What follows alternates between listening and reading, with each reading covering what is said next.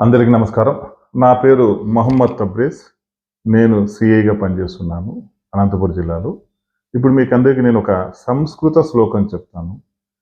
కేయురాని నభూషయంతి పురుషం హారాన చంద్రోజ్వల నా స్నానం నా విలేపనం నా కుసుమం నాలంకృత మూర్ధ్వజ వాణ్యేకం సమలం కరోతి పురుషం యా సంస్కృత ధార్యతే చీయంతే అఖిల భూషణాని సతతం వాక్భూషణం భూషణం.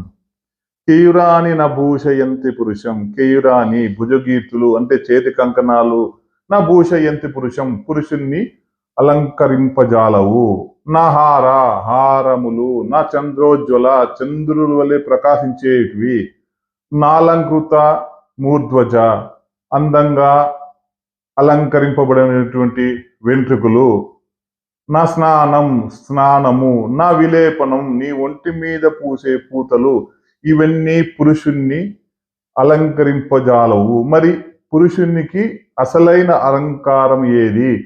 వాణ్యేకం సమలంకరోతి పురుషం,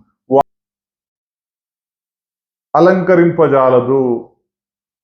చీయంతే అఖిల భూషణాని సతతం, నీకు పైన చెప్పబడినటువంటి నీ అలంకారములు అన్నీ, నీ నగలు, నీ మైపూతలు, నీ అందంగా అలంకరించబడినటువంటి నీ వెంట్రుకలు, ఇవన్నీ క్షీయంతే క్షీణిస్తాయి.